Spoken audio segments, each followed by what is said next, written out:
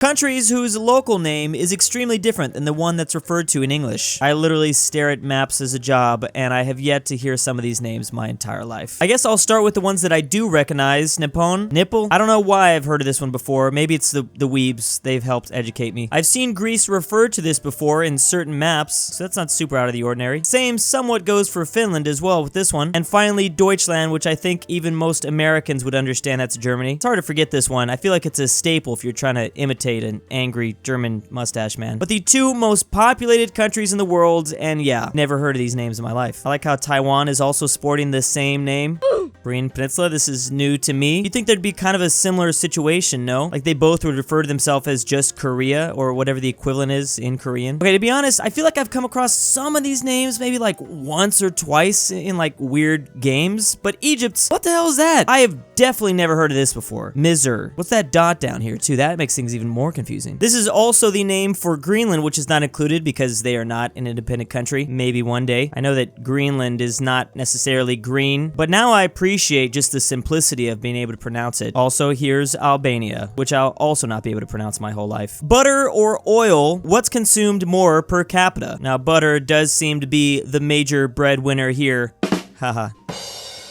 But I do find the nations that use more olive oil pretty fascinating. They almost all happen to be by the Mediterranean. Portugal, Spain, Italy, Albania, even Cyprus. But then randomly Luxembourg. Maybe this is because Luxembourg is just a very strange nation. There's a lot of rich people live here, so maybe like the richest of Italians and Spanish people come up there. Maybe that's the majority of people that are populating this micronation. I am more of a butter boy myself, but I also like me some olive oil at times. A graph showing just how long Angela Merkel has been leading Germany compared to other countries of the world. It's been somewhere like 15 years. This chart starts somewhere like 2005, and this country has had only one head of state. Compared to another European country, which is right next to them, Italy. They've had 8 heads of state. They have just been switching back and forth constantly. Japan is also tied at 8, and it's mainly because some like chaos was happening in like the late 2000s. I'm not sure if this had anything to do with the Great Recession, but then they've been with the same dude for a while. The only other country that comes close to Angela Merkel is Turkey, and they don't actually come close. They have also had just one leader during the same time frame. I mean, dang, even China has had 2 different leaders in the last 15 years. Surprised Russia just hasn't had Putin, but didn't he like become prime minister and then president and then back to prime minister, or vice versa? European countries by total number of World War II casualties, and I'm just really glad we're using like the old 1930s borders. I hate when you see these charts that use like a 2020 map trying to show us how many countries lost people back then. Doesn't make any sense. So like everyone was going after Germany, so I would have expected that they would have lost a lot. They lost 8% of their population. And let's just go ahead and go straight over to the elephant in the room, the Soviet Union. 20 million. Almost 3 times as many as the Germans, but they did have a lot more population in general. This was 10% of their population. I'm actually loving the percentage because it even shows you Poland. There might have been only 6 million, but that was 17%. A lot of these smaller countries just got it really bad. Lithuania lost 14, Latvia lost 12. Really surprised that somehow Finland escaped with only losing 2.5%. They were literally at war with the Soviets. How'd they get so lucky? And even that is not lucky. 85,000. That's an insane number. Denmark and Norway were literally invaded by the no-no Germans. This is also shocking to see. Didn't even realize the Brits didn't even crack 500,000. France did though, of course. They were kind of occupied for a second there. Sweden stayed neutral, yet still 2,000 Swedes didn't make it. They weren't even involved in anything. How did Italy escape with not even 500,000? Wait a second. I know the memes are one thing, but was Italy really not doing that much? Did they just stand around the whole time and wait to get beaten back? This is only showing Europe too. Can you imagine places in Asia? The rise and fall of communism, of course, we're going to start in the Soviet Union. That whole Russian Revolution, they established the first one, and this map is slowly just going to sprinkle in that red. So then we have Mongolia and then Vietnam? Oh, and then don't forget about the Korean Peninsula. Is this real? I mean, I thought Stalin would have been already putting in puppets in Eastern Europe. This is after World War II. Does this count, Vietnam? They were still like occupied by France briefly, right? Well, it was Japan and then France got it back. Boom, there's China 4 years later. Okay, so now we can see everything happening. By 1955, we have our first communist nation in the Western Hemisphere. I'm sure that's not going to be a problem at all, huh, Cuba? It is now beginning to spread to other continents. We have the first African nation, so here in the Arabian Peninsula. Here's a bunch more other African nations. I actually had no idea Madagascar was communist. The rest of Southeast Asia falls, Laos and Cambodia. The no-no Stan land is there as well. It's going to be a little invasion that goes down. And actually at this point, this is communism at its height. It's only going to go way downhill from here. So first off, off, a bunch of the Eastern Bloc is lost, and then it feels like literally almost overnight, everyone just disappears. But we're going from 1991 to 2017. We're kind of missing out on a lot. I wish this was like going year by year. It'd be way more interesting. We lose Yugoslavia, Germany unites, everyone else just gives up after that, which leads us to where we are now. It's just North Korea, China, Vietnam, Laos, and Cuba. It's just like, what do you do now? I'd still love to see a year by year because there were definitely a couple countries that had it for maybe a couple months, and then just a little old coup happened. Number of open missing person cases by 100,000 people in each US state. So right off the bat, I'm just gonna assume this is really gonna depend on how rural the state is. I mean, there's kind of seems to be a pattern, but all these states right here don't have a lot of people in them, and there's just a whole lot of nature, which would make finding people pretty difficult. Now that's gotta be the case for Alaska, since this is number 1 on the list. There are over 1,000 open missing cases up here? That kind of sounds nuts. Oh, there's actually more in states like Texas and California, but compared to their overall population, I see. That's why this is so crazy. Alaska is a big old state with a whole lot of nothing in it, so I guess I understand. How do you go missing in Hawaii? Well, actually, the ocean would make things hard to find people. Also curious how Utah is doing such a great job. Just no one is going missing really here compared to all the other surrounding states. Also, why are these states doing so well? I'm guessing it's just got to be easier to find people. Obviously, overall, just like crime rates have a lot to do with this probably. I now just realized I'm sure coastal states include people lost out at sea, so maybe that's why all these numbers are much higher than like landlocked states. Maybe. Just go ahead and give the Europeans a little bit more fuel to make fun of Burgerland, most overweight countries in the G20. Unsurprisingly, it is the US. Ha ha ha. We get it, guys. We're chunky. But I'm really surprised to see Saudi Arabia is catching up to us. We're both going for that gold medal at 36%. 36% of our adult population being obese. Turkey's also pretty high up there, and then Canada. Y'all are not allowed to make fun of us anymore. A lot of these European countries are nice and in the middle. Russia, Germany, France, Italy. And what's even more amazing is this started in 1975, and this is to 2016. There's just been this huge increase. But look at all of these Asian nations. It's gone up slightly, but look how much lower they are compared to everybody else. Indonesia is the biggest out of all the Asian population, but even that, they're still less than 9%. India is very low. How are they doing this? What is their secret? We just saw a chart like 2 weeks ago showing that like in 40 years, half of our population will be obese. Without touching a single piece of land, you can sail from Belgium to Antarctica in a straight shot. I don't know how long this would take. Maybe like a year. Well, unless you're on like a speedboat. I don't think you'd want to do this on a speedboat. Gotta be this specific city in Belgium though, and you can go right through